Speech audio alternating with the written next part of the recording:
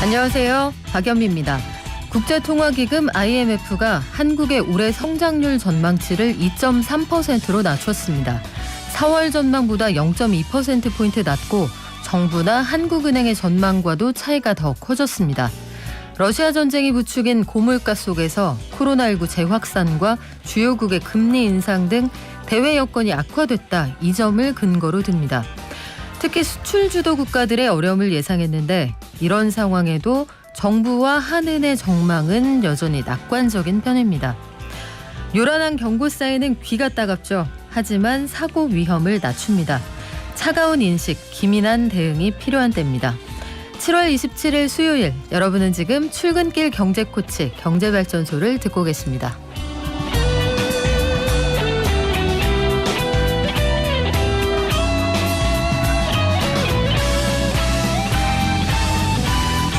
IMF가 세계 각국의 경제성장률 전망치를 낮췄습니다. 기업들의 경기 전망이 빠르게 악화되고 있다, 이런 통계도 나와 있고요. 우리은행 8년 동안 한 명이 700억 원 가까이 횡령할 동안 전혀 몰랐다. 이게 어떻게 가능할까요? 또 부동산 시장의 흐름 잠시 짚어드리고요. 오늘 모든 국내 공항에서 해외로 가는 길이 열렸다, 이 소식도 들어와 있네요. 한국 국민의 기대 수명이 또 올라갔는데 고령층 인구가 빠르게 늘어나고 있다고 합니다.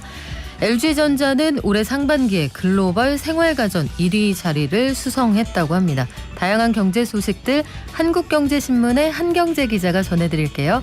증시 들렀다가 잠깐 경제입니다. 최근에 국가부도 사태에 맞았던 스리랑카, 이 나라를 비롯해서 중국에서 돈 꿔다 쓴 저개발 국가들 재정 위기가 심각하다고 합니다. KBS 방콕 특파원 김원장 기자와 함께 지금까지의 상황 자세히 알아볼게요. 경제 언박싱도 준비되어 있습니다. 곧 미국의 기준금리 어떻게 결정될지 뚜껑이 열리죠. 그런데 향후의 증시 그리고 코앞에 다가온 FOMC 이후의 상황들, 대신증권의 문남중 연구원과 함께 앞으로의 경제 상황, 증시 상황 미리 보겠습니다. 저희 방송 중에 단문 50원, 장문 100원, 샵 0951하고요. TBS 앱, 유튜브도 열어두겠습니다. 매일 아침 쏟아지는 경제뉴스 핵심만 뽑아서 알려드립니다. 오늘은 한국경제신문의 한경제 기자와 함께할게요. 안녕하세요. 안녕하세요. 한경제입니다. 네, 이 얘기를 안 할 수가 없네요. 살아오는 동안 한 300번 이상 들었을 질문 같은데, 한국경제신문의 한경제 기자, 네. 설마 그 경제가 그 경제 맞습니까? 그 경제가 그 경제 맞습니다. 아, 설마 이게 요즘 취업이 어렵다던데 그 노리고 개명하고 이런 건 아니죠? 네, 그건 아닌데 제가 한 20 몇 년 동안 써오던 제 이름이 이제 새로운 그 일자리를 알아보는 과정 중에서 아주 요긴하게 쓰였더라고요. 아, 그 한국경제신문의 한경제 기자, 그래요. 오늘 어떤 브리핑 내용 알려주실지 기대할게요. IMF가 우리나라의 경제 성장률 전망치를 비교적 큰 폭으로 낮췄군요. 네, 맞습니다. 어젯밤에 국제통화기금이 올해 한국 경제 성장률 전망치를 2.5%에서 2.3%로 낮췄습니다. 이게 지난달 정부가 제시한 2.6% 혹은 한은이 5월 제시한 2.7%보다 0.3에서 0.4%포인트 낮은 수치인데요. 또 올해보다 내년이 더 어려워질 수 있다고 전망했습니다. IMF가 예상한 한국의 내년 성장률은 2.1%입니다.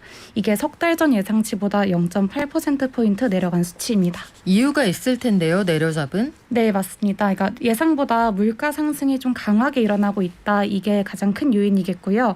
또 러시아 우크라이나 전쟁이 길어지면서 글로벌리 전반적으로 경제 전망이 밝지 않을 것이란 예상입니다. 그리고 특히 중국 성장세가 둔화되는 것도 우리나라 수출에 타격을 입히고 있습니다. 네, 중국의 경제 성장률은 3.3%로 봤습니다. 올해 상당한 숫자죠. 중국이 3%밖에 성장을 안 한다. 미국의 전망치도 2.3%이니까 하반기 상황 만만치 않겠구나, 이런 생각이 드는데, 기업 경기 실사지수라고 해서 각 기업 설문조사한 결과도 나왔죠? 네, 맞습니다. 이 전국경제인연합회가 조사한 8월 기업 경기 실사지수, 영어로는 BSI라고 말을 하는데요. 이 지수가 86.9를 기록하면서 22개월 만에 처음으로 90 이하로 내려왔습니다. 이 BSI 지수가 뭐냐면 경기 동향에 대해서 기업가들의 판단을 지수화한 지표입니다. 그래서 100이면 전분기 대비 변화 없음을, 100보다 크면 전분기 대비 좋아졌다, 호전됐음을, 작으면 악화됐음을 의미하는데 이것은 매출 기준으로 600대 기업을 대상으로 조사했다고 합니다. 비교적 몸집이 큰 회사들을 설문조사했는데 BSI 지수가 90 이하다. 이유가 뭡니까? 네, 아까 앞서 말씀드린 것처럼 이 고물가 그리고 금리 인상이 산업 전반적으로 영향을 미치고 있다, 이렇게 보면 될 텐데요. 특히 8월 제조업 BSI는 주요 수출 대상국들의 경기가 위축되면서 82.5%까지 밀렸습니다. 그래서 이제 이 3월만 해도 102.1포인트였는데 이게 5달 만에 86.9로 떨어진 것이거든요. 이 낙폭은 2015년 메르스 이후에 가장 크다고 합니다. 그래서 추강호 전경련 경제본부장은 기업들의 경영 환경이 극도로 불확실해졌다. 그래서 투자와 고용이 악화될 위험성이 커졌다, 이렇게 말했습니다. 네, 앞으로의 경영 상황을 예단하기 어렵다, 이런 뜻으로 읽히는데 우리은행 그 역대급 횡령 사건으로 사람들을 깜짝 놀라게 한 지 얼마 안 됐는데 횡령한 금액이 조사할수록 늘어나네요? 네, 맞습니다. 금융감독원이 지난 4월 발생한 우리은행 직원의 수백억 원대 횡령 사고의 검사 결과를 공개했습니다. 조사해봤더니 우리은행 본점의 그 직원의 횡령 금액이 8년간 700억 원에 육박한 것으로 드러났는데요. 2012년 6월부터 2020년 6월까지 8년간 8차례에 걸쳐서 총 697억 3천만 원을 횡령했다고 합니다. 검찰 기소 당시 횡령 금액이 614억 원이었으니까 실제 조사 결과 이보다 83억 원 이상 늘어난 규모죠. 700억 원이라는 돈을 8년 동안 한 사람이 빼돌렸다. 이게 어떻게 가능했을지 정말 좀 납득이 안 되거든요. 네, 그러니까 저도 기사를 읽어보면서 어떻게 이것이 가능할까 좀 의아하긴 했는데 좀 수법은 다양했습니다. 팀장이 자리를 비웠을 때 OTP, 일회용 비밀번호 생성기를 도용해서 무단으로 결제하고 또 외부 공문을 거짓으로 만들어서 은행장에 직인을 요청해요. 그 다음에 이것을 출금에 이용하는 식으로 범죄를 저질렀다고 합니다. 그리고 또 1년간 파견 근무를 간다고 거짓으로 보고하고 실제로는 파견기관에 출근하지 않은 사실도 드러났습니다. 네? 이게 어떻게 가능하죠? 그러니까 파견 근무를 제가 명 받았습니다 하고 거기로 근무를 안 했다는 얘기잖아요. 네, 실제로는 참석하지 않은 것이죠. 아니 그럼 우리은행하고 파견 근무지 사이에서는 대화가 전혀 없나요? 그건 잘 모르겠는데 어쨌든 이런 그 사고가 일어날 수 있었다는 것은 어쨌든 우리은행 측의 잘못도 분명히 있는 것이죠. 동생도 등장을 하는 것 같아요. 네네. 그래서 횡령한 그 700억 원의 한 3분의 2가량은 이 횡령한 직원의 동생 증권 계좌로 입금이 돼서 거기에서 주식 투자도 하고 선물 옵션 투자에도 사용했다고 합니다. 그리고 나머지는 친인척의 사업 자금으로 사용했다고 해요. 참 기가 막히는 얘기인데 우리은행의 내부 통제 시스템은 전혀 작동을 안 한 겁니까? 네, 맞습니다. 이번에 가장 많이 지적되는 것이 우리은행의 내부 통제 기능이 작동하지 않았다 이 지점인데요. 8차례 횡령하는 중에 4번은 결제를 받긴 받았는데 이것이 전자결제가 아니라 수기결제 문서라서 사전 점검 혹은 사후 관리가 이루어지지 못했다고 합니다. 그리고 출금 전표랑 또 대외 발송 공문 내용이 결제 문서 내용과 달랐는데도 알아차리지 못했다고 해요.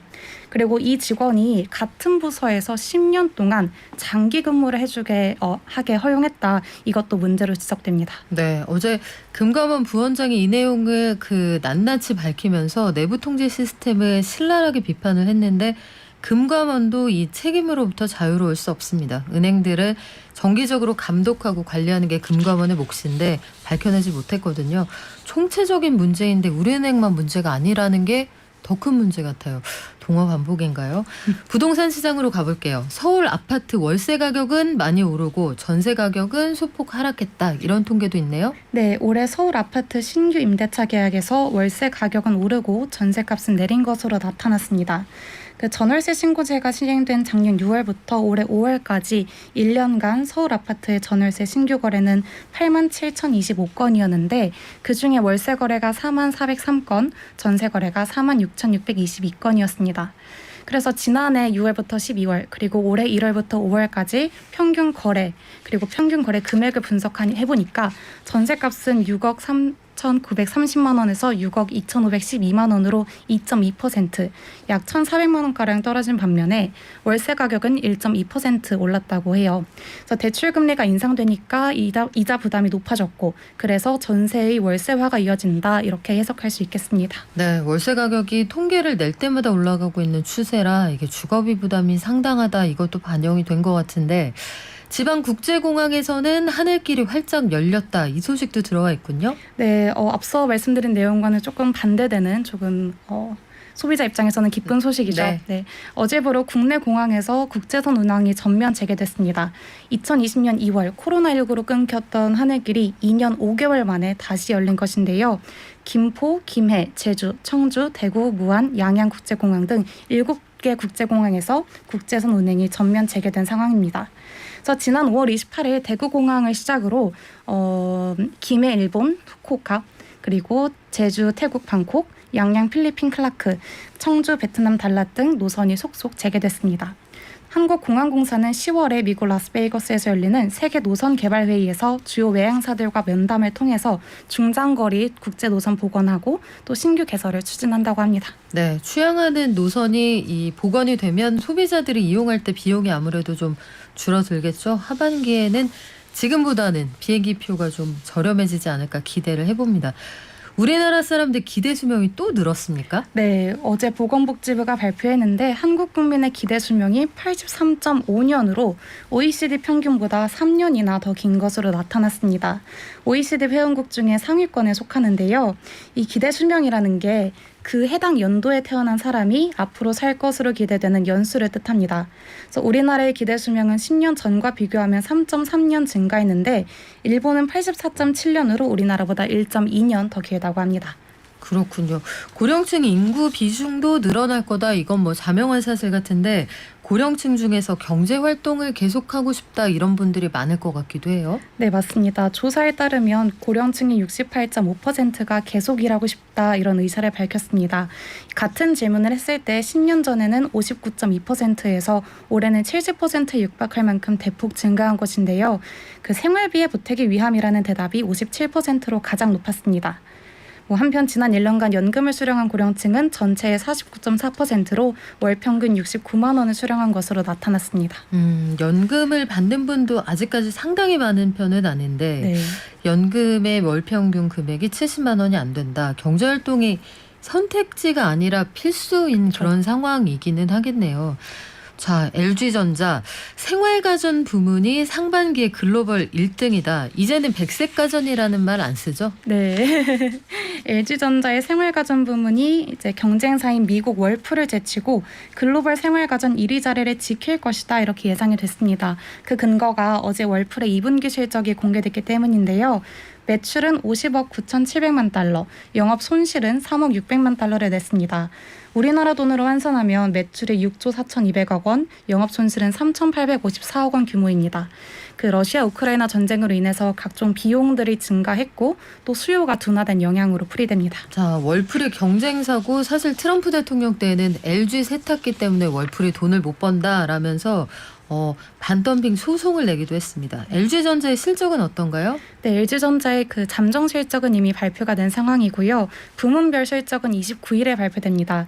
그래서 아직 확정적으로 발표된 건 아니지만 증권가 추정치로 말씀드리자면 LG전자 생활가전사업본부의 2분기 매출은 7조 9천억 원, 영업이익은 4,200억 원으로 예상됩니다. 이대로 예상대로 실적이 나온다면 LG전자는 월풀보다 1조 5천억 원 많은 매출을 내는 셈이 되는 것입니다. 그래서 LG전자는 지난해 처음으로 연간 매출에서 월풀을 제치고 글로벌 매출 1위를 달성한 바 있습니다. 네, 뭐 아직 확정치는 아닙니다만 대략 그 수준에 수렴할 것이다. 이게 중론인데 실적 격차가 난 이유가 있겠죠? 네, LG전자가 자사를 분석한 그 결과에 따르면 고급화 전략이 주요했다 이렇게 분석을 하고 있습니다. LG전자는 아까 말씀해주신 그런 세탁기, 에어컨 이런 전통 가전 이외에도 식물 생활 가전이라든지 공기청정팬 이런 신제품을 지속적으로 내놓고 있는데요. 지난 7일 잠정 실적을 발표할 당시에 그 북미를 중심으로 프리미엄 제품의 매출이 작년 동기 대비 2자릿수 이상 늘었다 이렇게 발표한 바 있습니다. 그렇군요. 그래요. 오늘 저희 처음 나와보신 건데 어떠셨어요? 굉장히 네. 떨리는 것 같아요. 말이 계속 빨라지는 것 같습니다. 네, 좋은 기회에 더 자주 뵀으면 좋겠습니다. 네. 지금까지 한국경제신문의 한경제 기자였습니다. 고맙습니다. 네, 감사합니다. 요즘 코로나19 재확산되고 있다는 말씀 자주 드리게 되죠. 실내에서는 아직 마스크 착용해 주셔야 하고요. 방역수칙 잘 지켜주시기 바랍니다. 개미 한 마리, 개미 두 마리, 개미 세 마리가 사과를 들고 하나, 둘, 셋. 영차, 간밤 뉴욕 증시 그리고 오늘 우리장 전망해 보겠습니다. 키움증권의 한지영 연구원 연결돼 있습니다. 안녕하세요. 네, 안녕하세요. 간밤 뉴욕 증시 어땠습니까?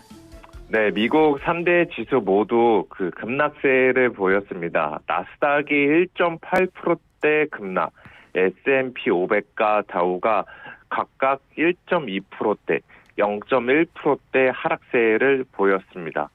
그래서 왜 이런지를 한번 시장의 분위기를 체크해 보니까 오늘 새벽에, 내일 새벽에 발표될 예정인 7월 FOMC 결과를 둘러싼 경계 심리가 투자자들로 하여금 방향성 베팅을 장 초반에 제한시키는 모습을 보이긴 했었습니다. 그래서 장 초반까지는 미국 주식 그렇게 많이 움직이지 않았었는데 이후에 월마트가 실적 쇼크를 기록하면서 주가가 계속해서 급락을 했고 또 IMF에서도 전 세계 성장률 전망치를 하향했다는 점, 더 나아가 어제 발표된 부동산과 고용 등 주요 실물 경제 지표들이 모조리 부진하게 나왔다라는 점이 투자자들의 위험 자산에 대한 선호 심리를 위축시키면서 끝내 미국 증시는 하락세로 마감을 했습니다.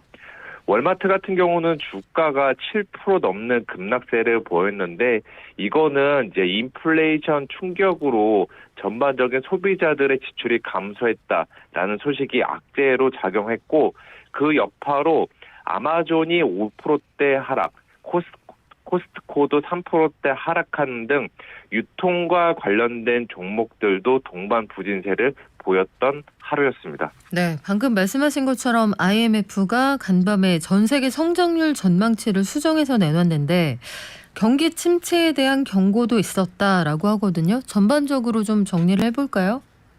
네, 어제 우리나라 시간으로 밤에 이제 국제통화기금이라고 하죠. IMF에서 수정 경제 전망을 발표했는데 지금 전 세계 경제 성장률을 지난 4월 달에 했었던 이제 3.6%에서 3.2%로 하향 조정했고 또 국가 단위로 봐도 미국이 3.7%에서 2.3%, 유로존이 2.8%에서 2.6% 등 전 지역에 걸쳐서 성장률 전망치를 하향 조정했습니다.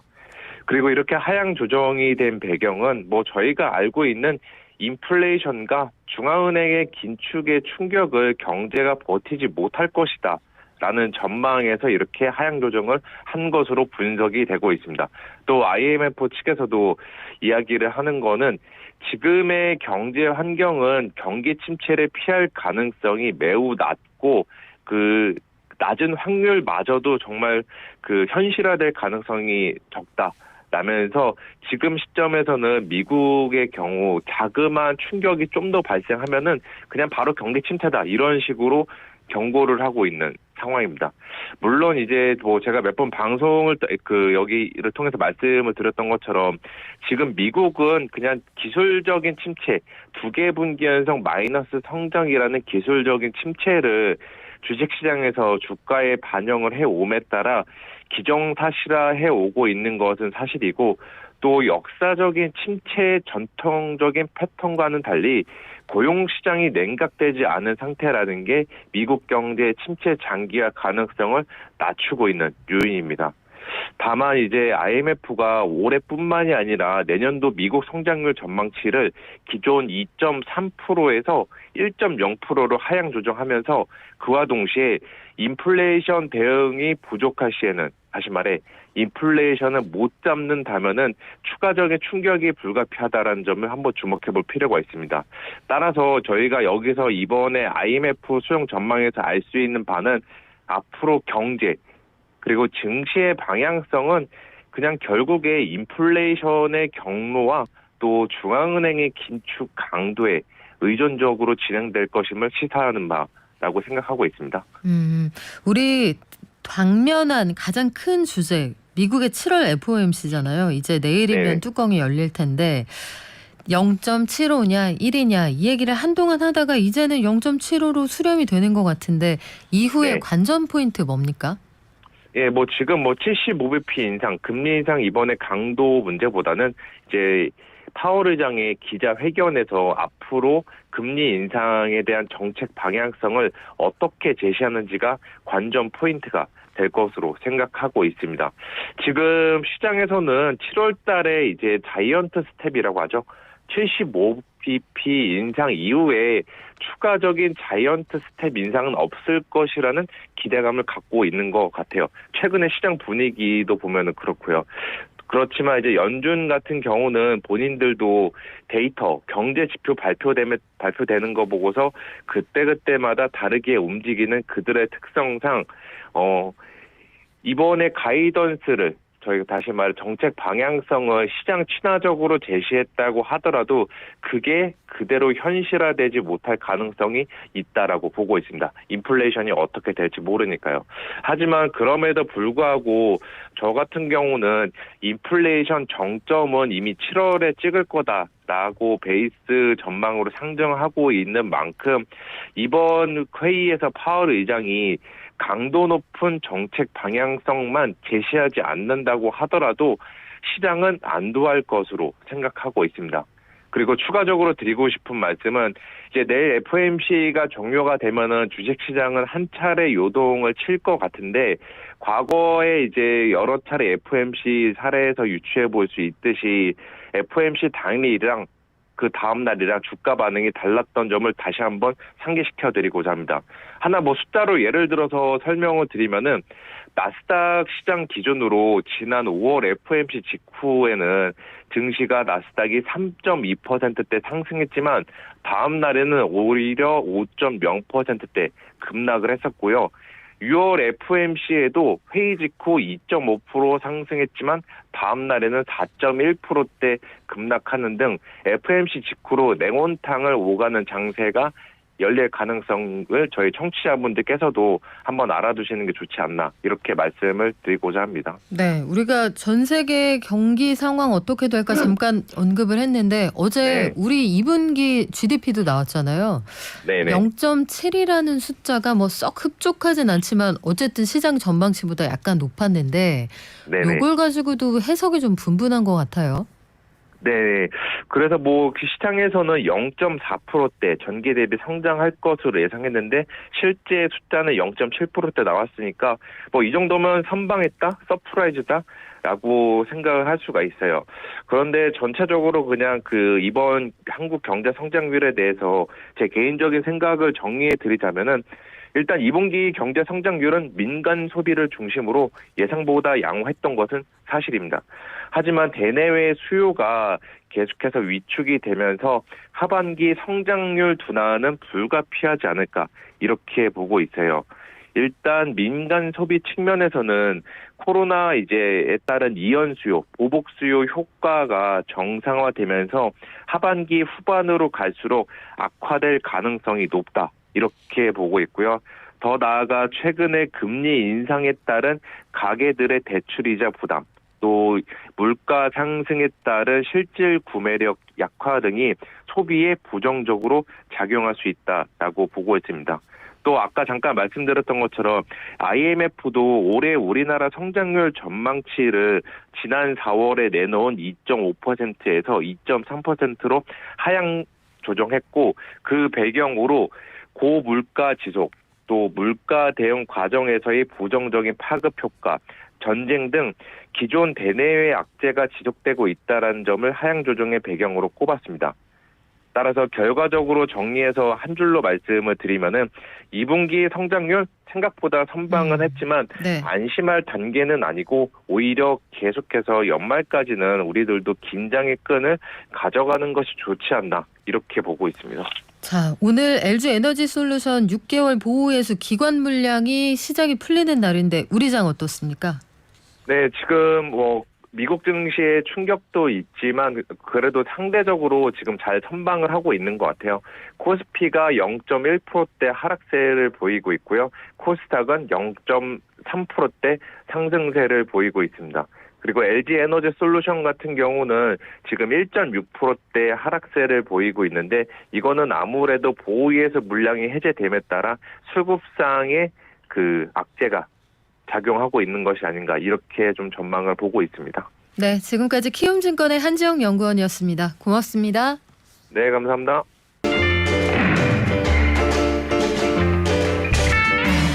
고환율 속에서 신흥국들이 참 어려운 상황 보내고 있다. 종종 국제뉴스로 보실 텐데 스리랑카 대표적인 나라입니다. 국가 부도 사태를 맞았고 최악의 경제난, 정권도 상당히 불안한 상황인데 아시아, 아프리카 같은 개발도상국, 저개발 국가들이 중국에서 돈 꿨다가 심각한 재정난에 빠졌다. 이런 나라들이 제법 많네요.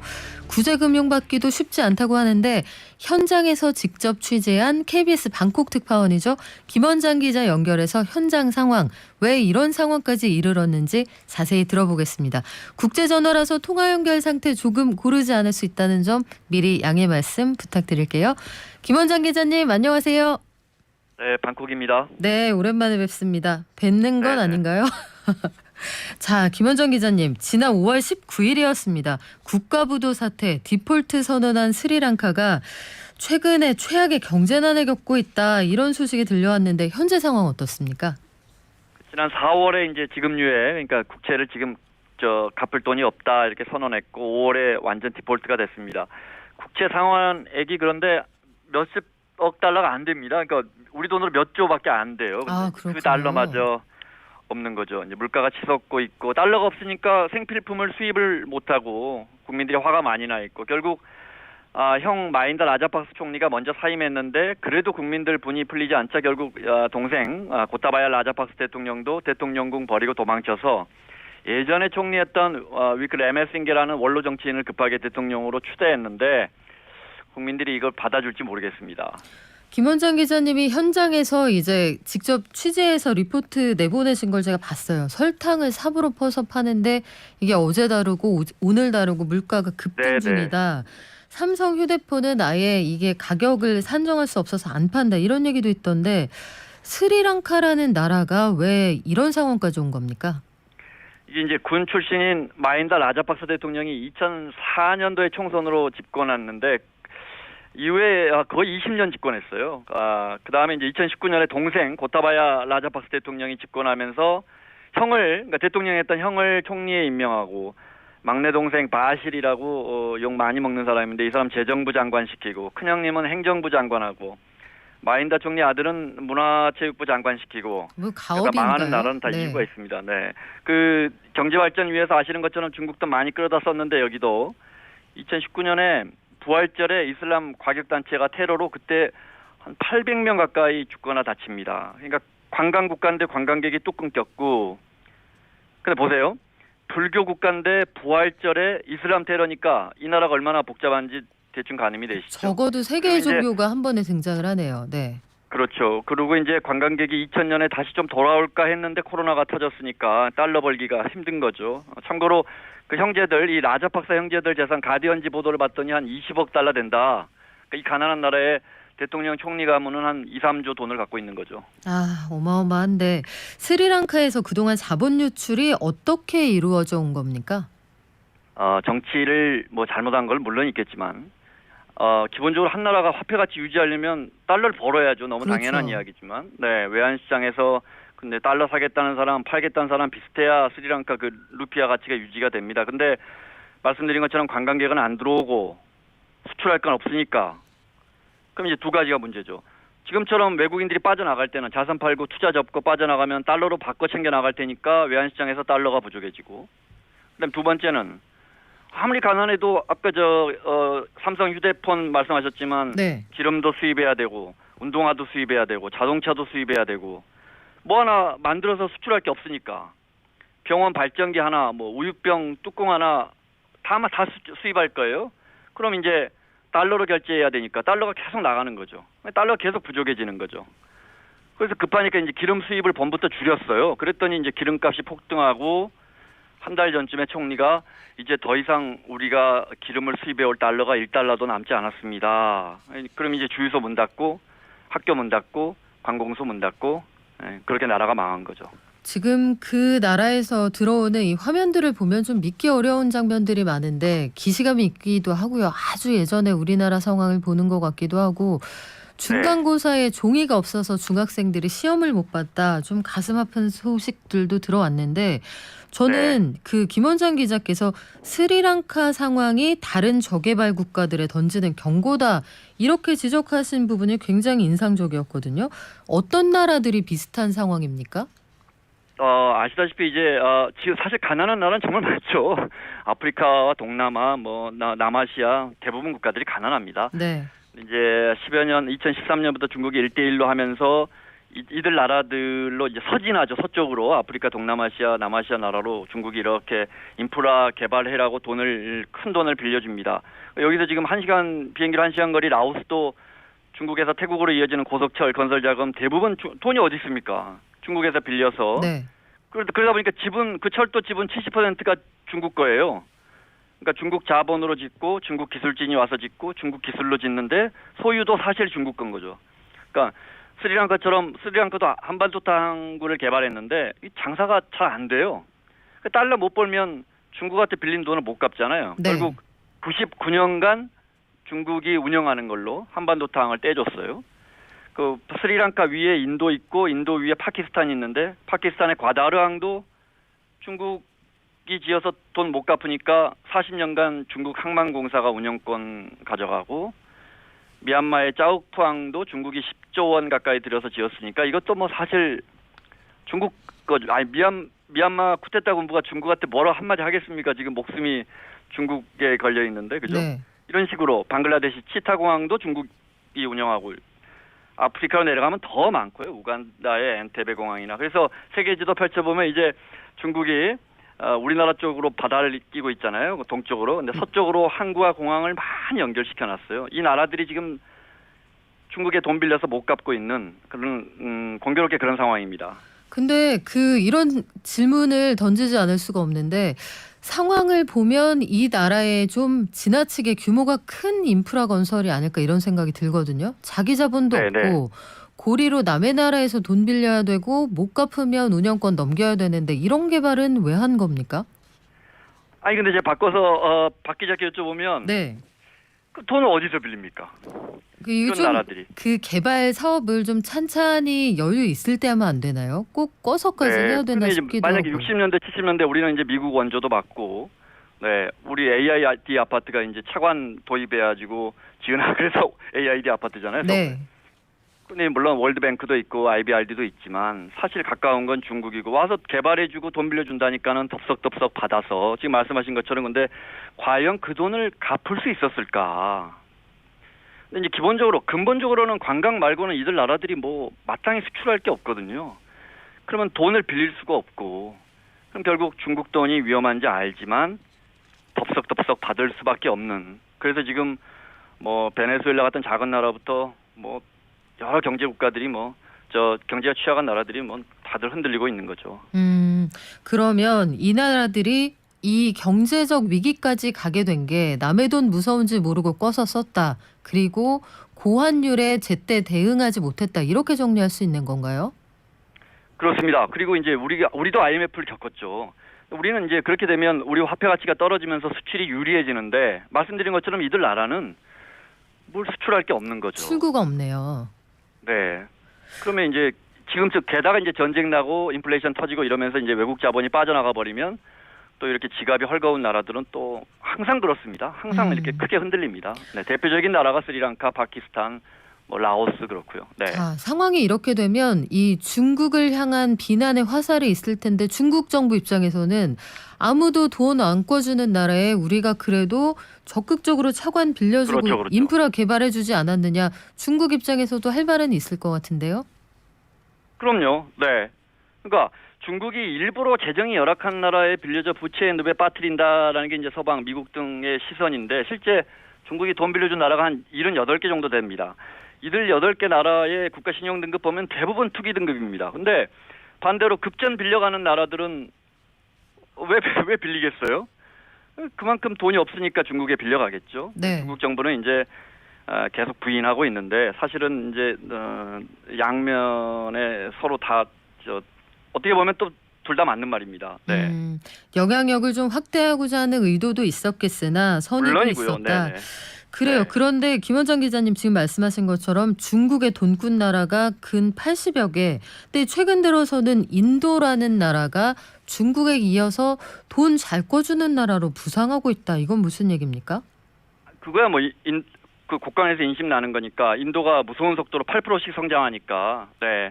스리랑카만 봐도 가봤더니 인도에서 중국하고 같이 계속 대출해주고 주유소에 기름 조금 들어오는 것도 인도에서 이렇게 지원해주는 그런 거더군요. 그러니까 그 인도를 미국이 중국을 견제하기 위해서 쿼드에 집어넣었잖아요. 호주, 일본과 이렇게 중국을 태평양에서 포위하려고. 그러니까 중국은 인도 위에 파키스탄에 계속 지원을 하죠. 그래서 중국 파키스탄 경제 회랑이 매우 중요합니다. 또 그 파키스탄이 돈 못 갚아지고 중국 돈 못 갚아서 4년 전에 IMF 찾아가서 돈 빌려왔고 그걸 또 다 받기도 전에 이번에 또 국간 바닥나서 또 IMF로 달려가고 있고. 그럼 IMF는 야 그럼 이 돈 빌려주면 중국 빚 갚을 거 아니냐? 그래 잘 안 빌려줘요 IMF는. IMF는 미국이 대주주라서. 그렇죠. 설령 빌려줘도 많이 깎아주고. 그럼 어디로 갑니까? IMF에서 안 빌려주면 또 중국 가야죠. 그 스리랑카 신임 대통령이 네. 내일 모레 중국 간다는 거 아니에요? 계속 되풀이 되는 겁니다. 그렇군요. 그러면 부채 악순환이란 얘기인데 지금 기자님 계시는 태국도 이 상황이 만만치 않다고 들었습니다. 태국은 어떤가요? 태국은 바투하는 잘 버티고 있어요. 사실 뭐 놀랄 정도로 우리 돈 원화 정도 밀렸어요. 달러화에 대비해서. 태국이 의외로 자동차 부품이나 기계 부품 수출을 좀 해요. 농산물도. 그리고 이제 관광객들 다시 들어오고 있고. 태국이나 인도네시아가 몇 해 전에 똑같은 일을 겪었어요. 중국이 우리 말레이시아, 싱가포르까지 가는 철도 그거 건설해 줄 테니까 같이 할래 했는데 생각해 보니까 이거 그래서 그럼 우리 돈으로 지을게. 철도는 연결하는데 우리 돈으로 짓자 이래가지고 지금 그 공사가 계속 미뤄지고 있습니다. 그런 상황이군요. 자, 그러면 네. 스리랑카부터 우리가 그 아시아, 아프리카 지역의 저개발 국가들 경제 위기 한번 싹 짚어봤는데 이게 우리나라나 세계 경제는 어떤 영향을 줍니까? 이들의 위기가 우리에게 미친다기보다는 뭐 미국의 갑작스러운 금리 인상이 우리 같은 나라들에게 영향을 미치고 그리고 이제 이들 나라로 내려간다는 표현이 맞을 것 같습니다. 여기 방콕 옆에 촌불이라는 전자업체들 공장들이 지금 갑자기 생산 줄이고 있거든요. 네. 수출이 꺾이면서 그래서 이게 이런 것도 혹시 갑작스럽게 인플레가 꺾이면서 갑작스러운 소비 중단의 조짐이 아닌가 싶고 진짜 금리를 이렇게 급격하게 2005년, 99년 뭐 급격하게 올리면서 경기가 연착륙한 적이 없거든요. 박 기자 잘 아시듯이. 네. 경기 침체 우려가 커지고 있는 건 사실이고 그렇게 되면 아마도 이들 취약한 나라들이 먼저 쓰러지겠죠. 네. 자, 이 부정적인 전망이 현실이 되지 않길 바라는데 우리 한번 예의주시하고 지켜보죠. 고맙습니다. 네, 방콕이었습니다. 네, 지금까지 KBS 방콕 특파원 김원장 기자였습니다. 지금 태국에서 연결한 KBS의 김원장 기자는 현지에서 부품 이런 것들 발주가 좀 줄어드는 것 같다. 이게 경기 침체의 전조가 아닐까 걱정된다 이런 말씀하셨는데 베트남 현지에 나가 있는 주재원들 얘기를 들어보면 베트남에서 의류 만들어서 미국으로 수출하는 이런 공장들이 연말 발주 물량이 상당히 눈에 띄게 줄어들고 있다고 합니다. 보통 동남아에서 만들어서 미국 같은 선진국으로 수출을 하잖아요. 하반기 경제 상황 그래서 그 어느 때보다 참 예측하기가 어렵고 여러 가지 지표들도 혼재돼 있습니다. 이런 상황에 우리 시간으로 28일 새벽, 내일 새벽이죠. 미국에서 FOMC 정례 회의를 열거든요. 7월 금리를 결정하게 되는데 어떻게 정리가 되느냐 그리고 파월 의장이 어떤 발언을 내놓느냐에 따라 향후 증시 경제 상황에 큰 영향을 미칠 것 같습니다. 하반기 경제 상황 어떻게 흘러가게 될까요? 대신증권의 문남중 연구원과 함께 알아보겠습니다. 안녕하세요. 네, 안녕하세요. 자, 연구원님 이번에 미국 연준 FOMC 항상 이슈가 됐지만 이번에는 1%를 한 번에 올릴 수도 있다라는 얘기까지 나와서 6월 말 7월 초에 상당히 긴장감이 높았거든요. 네. 근데 이게 다시 0.75로 수렴이 되는 것 같기도 하고 현재 네. 상황은 어느 쪽으로 무게가 쏠리나요? 말씀해 주신 것처럼 자이언트 스텝 쪽으로 확률이 좀 높습니다. 최근 확률 값을 보면 자이언트 스텝이 73% 그리고 울트라 스텝이 27% 정도로 나오고 있기 때문에 0.75%포인트 올리는 게 기정사실화 됐다고 생각을 하고 있고요. 이번 7월 FMC는 관전 포인트로 좀 보셔야 될 게 기준금리 인상폭보다는 파월 연준 의장이 어떤 메시지를 던지는지 여부가 중요할 것 같습니다. 그래서 앞으로 9월 이후에 금리 인상의 폭을 어느 정도로 가지고 갈지에 대한 부분들 또 물가에 대해서 어떻게 인식하고 있는지 여부를 좀 확인해 놓으신다고 하면 7월이 아니라 그 이후에 연준의 행보에 대해서 가늠하지 않을까 생각을 하고 있습니다. 네, 7월에 회의하고 그다음 회의가 9월에 있죠? 네. 그러면 그 사이에 또 상황이 어떻게 달라질 거냐 참 긴장감을 놓치기가 어려운데 일단요. 미국에서 6월 소비자 물가 지수가 나왔을 때 1년 전 같은 달 대비 9라는 숫자를 우리가 봤어요. 네. 시장에서 예상한 것도 그래도 뭐 높아야 8.8, 8.9가 아니겠느냐 했는데 그것도 사실 놀라운 숫자잖아요. 네. 근데 9.1이라는 숫자를 받아들고 나서 울트라 스텝 얘기 나오는 건 오히려 자연스러워 보이는데 우리 이제 9라는 숫자에도 좀 적응이 된 겁니까?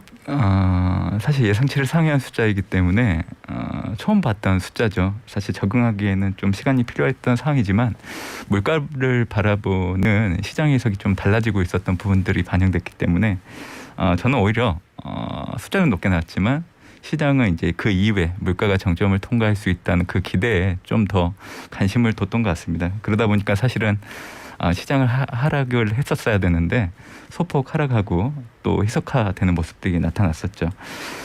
사실 금리 인상을 두고도 연준 내에서도 의견이 분분합니다. 사실 1%포인트 올리게 된다고 하면 경기 둔화라는 부분들을 많이 우려하고 있는 상황이었던 것 같고요. 특히 이번 달 7월에는 그 미시건 대학교에서 향후 기대 인플레이션과 관련된 지표를 발표를 해요.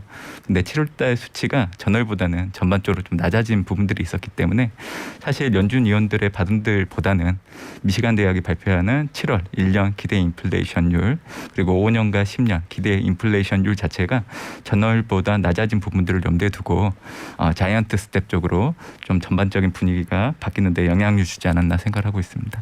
그렇다면 시장이 사실은 7월 금통위, 7월 미국 금통위 열리기 전부터 매를 미리 계속 막고 있었던 거잖아요. 막상 7월 FOMC 결과가 나온 이후에는 이게 그 화력이 0.75만큼 시장을 때릴 수 있을까 이런 생각도 드는데요. 그런데 이제 물가 통제가 올해 연준이 가장 우선적으로 두고 있는 사안이기 때문에 아마 0.75%포인트 올리는 부분들에 대해서 의미는 좀 두고 있다 생각을 합니다. 올해 같은 경우에는 사실 3월달 우크라이나 사태 때문에 50pp 올려야 되는 것을 25pp밖에 올리지 못한 상황이었어요. 그러다가 이제 5월달, 6월달 지금 75pp씩 올릴 예정인데 사실 2번 정도 50pp 이상 올리게 되면 물가 통제 효과는 확실히 있고요. 지금 연준이 원하는 거는 3번 연속 금리를 50bp 이상 올리게 된다고 하면 이 물가가 올라오는 싹 자체를 도려내는 그 효과까지 염두에 두고 있기 때문에 아마 이번 달까지는 이 고강도 긴축을 계속 하려고 하는 의지가 좀 내포되어 있다. 이렇게 좀 해석을 해주시면 좋을 것 같아요. 지금 우리 경제에 미칠 영향이 사실은 우리가 가장 관심이 가는 부분일 텐데 미국에서 금리를 계속 올릴 거고 강도 높은 긴축을 할 거다. 다들 각오는 하고 있는 거거든요. 7월에 또다시 0.75%포인트 이상 금리가 올라간다. 그러면 우리한테는 어떤 영향을 주나요? 금통위를 통해서 최근에 50bp 올렸잖아요. 네. 그리고 이제 이번 달 연준이 또 75bp 올리게 되면 2020년 3월 이후로 한미 역전이 다시 한번 또 역전되는 흐름들이 나타나게 됩니다. 보통 한미 정책금리가 역전되게 되면 이제 자금 유출이라는 이 공식을 대부분 좀 인지를 하고 계실 거예요. 근데 현재 상황은 좀 달라질 수 있다 해석을 하고 있죠. 증시에 지분은 미치는 영향을 놓고 본다고 하면 한국 증시는 지난해 하반기 이후 가격 조정과 기간 조정을 거쳐온 상황이기 때문에 이번에 한미 정책금리가 역전된다고 하더라도 추가적인 외국인 자금 유출을 자극하진 못할 거라 예상을 하고 있고요. 그 이유는 너무 싸졌어요. 한국 증시의 밸류에이션이. 이걸 좋다고 해야 할지. 네. 그러니까요. 좋다고 해야 될지 저도 그 생각이 좀 드는데 일단 증시는 그런 영향을 좀 받을 것 같고요. 사실은 증시보다는 이제 더 중요한 시장이 채권 시장이에요. 한미 간 정책 금리가 역전된다고 하면 사실 외국인들이 원화 채권에 투자하는 패턴이 좀 달라질 수 있는 부분들은 분명히 있어요. 하지만 과거와는 좀 다른 양상으로 갈 수 있다고 좀 말씀을 드리는 이유는 외국인 특히 이 중앙은행 같은 수요처에서 보면 이 한국이라는 채권이 가지고 있는 매력이 분명히 있거든요.